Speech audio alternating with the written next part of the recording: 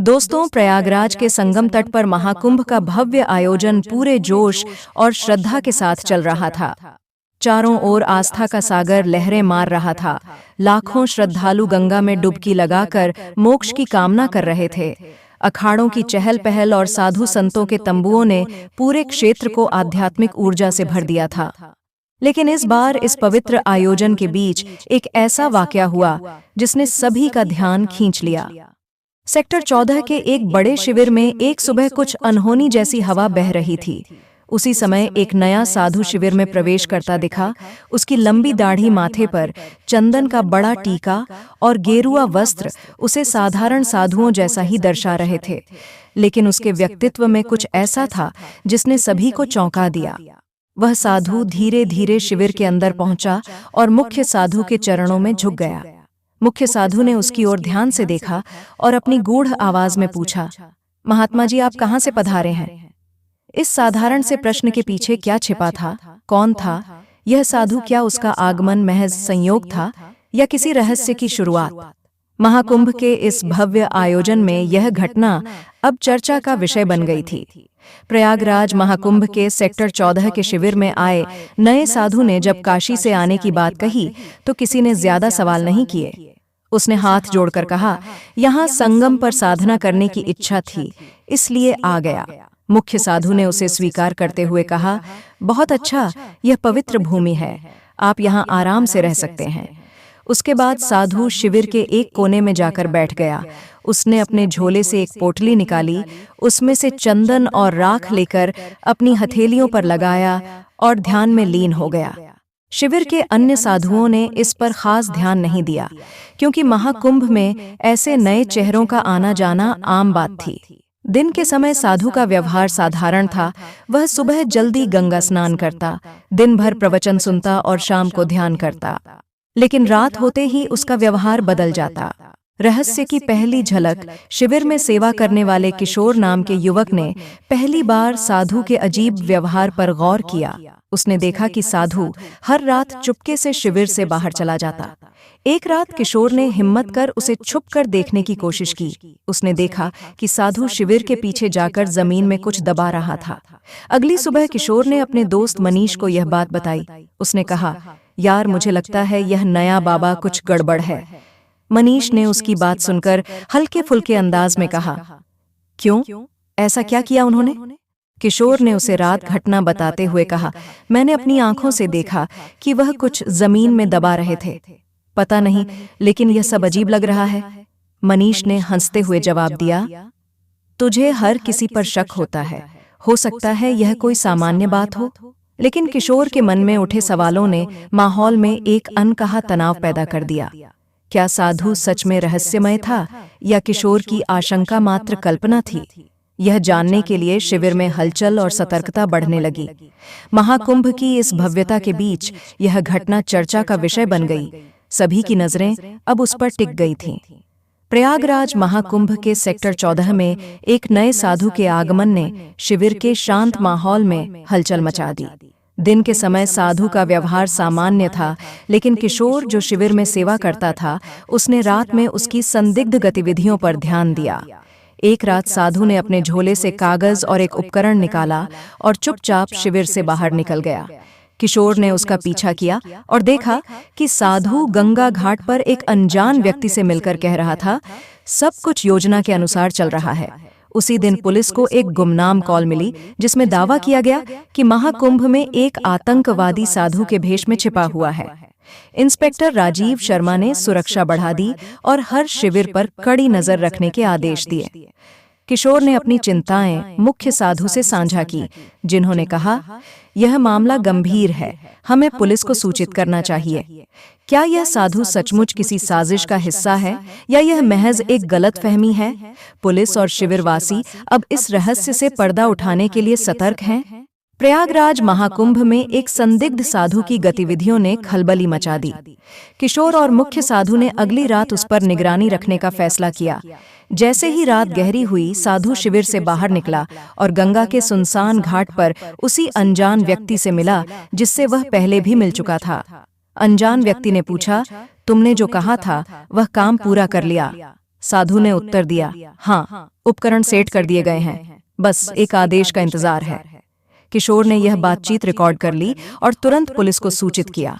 Inspector Rajiv Sharma ने फौरन घाट के सभी रास्तों को घेरने का आदेश दिया और कुछ पुलिसकर्मियों को वेश बदलकर वहां भेजा। साधु और उसके साथी की बातचीत जारी थी। साधु ने कहा, यह आखिरी चरण है। पुलिस टीम अब उसे रंगे हाथ पकड़ने के लिए तैयार थी। प्रयागराज महाकुंभ में आस्था के संगम के बीच बीच एक गंभीर साजिश का खुलासा हुआ, जिसने न सिर्फ सुरक्षा एजेंसियों की नींद उड़ा दी, बल्कि आयोजन में भाग ले रहे लाखों श्रद्धालुओं की जान बचाई। इस बड़ी आतंकी साजिश को समय रहते टालने में पुलिस और कुछ जागरूक व्यक्तियों की भूमिका महत्वपूर्ण रही, जिन्होंने अपनी सतर्कता और साहस से एक बड़े खतरे को न केवल पहचाना बल्कि उसे नाकाम भी कर दिया। संदिग्ध साधु और आतंकवादी साजिश। महाकुंभ के दौरान एक साधु के बारे में कुछ असामान्य गतिविधियां सामने आईं। किशोर नामक एक युवक जो शिविर में सेवा कार्य करता था, उसने उस साधु पर ध्यान देना शुरू किया। जब वह रात के समय अजनबी व्यक्तियों से गुपचुप मिलकर कुछ संदिग्ध बातचीत कर रहा था, तब किशोर ने इसकी जानकारी मुख्य साधु को दिया, जिन्होंने तुरंत पुलिस से संपर्क करने का निर्णय लिया। पुलिस को सूचना मिलने के बाद इंस्पेक्टर राजीव शर्मा और उनकी टीम ने महाकुंभ क्षेत्र में निगरानी बढ़ा दी और संदिग्ध साधु पर खड़ी नजर रखना शुरू किया। एक रात साधु गंगा के एक सुनसान घाट पर पहुंचा, जहां वह उसी अजनबी से मिला था जिसका नाम बाद में अयूब खान सामने आया। अयूब ने साधु से कहा, जैसे ही भीड़ सबसे ज्यादा होगी, हमें कार्रवाई करनी है। यह हमला पूरी दुनिया को हिला देगा। यह सुनकर पुलिस ने तुरंत कार्रवाई की। साधु जब अपना झोला निकालकर विस्फोटक उपकरण सेट करने की कोशिश कर रहा था, तो पुलिस ने उसे रंगे हाथ पकड़ लिया। इंस्पेक्टर राजीव शर्मा ने तुरंत आदेश दिया, हाथ ऊपर करो, भागने की कोशिश मत करना। पुलिस ने साधु और उसके साथी को गिरफ्तार कर लिया और झोले की तलाशी ली। झोले में विस्फोटक उपकरण और कुछ नक्शे मिले जो महाकुंभ में हमला करने की योजना को दर्शाते थे। पूछताछ में सामने आया कि साधु का असली नाम अयूब खान था और वह एक अंतर्राष्ट्रीय आतंकी संगठन का सदस्य था। अयूब ने खुलासा किया कि उसका लक्ष्य महाकुंभ में एक ऐसा हमला करना था जो पूरी दुनिया को चौंका दे। उसने कहा, भीड़ का डर सबसे बड़ा हथियार है। हमारा मकसद था यहाँ ऐसा हमला करना जो लोगों को चौंका दे, लेकिन तुमने हमारे प्लान को नाकाम कर दिया। पुलिस और किशोर की सतर्कता ने बचाई लाखों जान। इस साजिश के विफल होने के बाद प्रयागराज पुलिस ने मीडिया से संवाद किया और बताया कि महाकुंभ में एक बड़े आतंकी हमले को टलने में सफलता मिली है।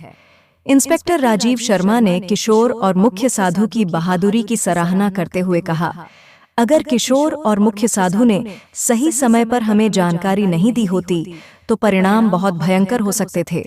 यह सब उनकी सतर्कता और साहस का परिणाम है। महाकुंभ आयोजन समिति ने दोनों को सम्मानित किया। मुख्य साधु ने कहा, हमने तो बस अपनी जिम्मेदारी निभाई है। महाकुंभ पवित्र आयोजन है और इसे कोई भी अपवित्र नहीं कर सकता। किशोर ने कहा, अगर मैंने उस साधु पर नजर नहीं रखी होती तो शायद कुछ बहुत बड़ा हादसा हो सकता था। सुरक्षा के दृष्टिकोण से यह घटना एक सीख है। इस घटना ने यह साफ किया कि ऐसे बड़े धार्मिक आयोजनों में सुरक्षा और जागरूकता कितनी महत्वपूर्ण है। महाकुंभ जैसे विशाल आयोजनों में जहां लाखों लोग एकत्रित होते हैं, वहां सुरक्षा एजेंसियों की सतर्कता और श्रद्धालुओं का सहयोग बेहद जरूरी है।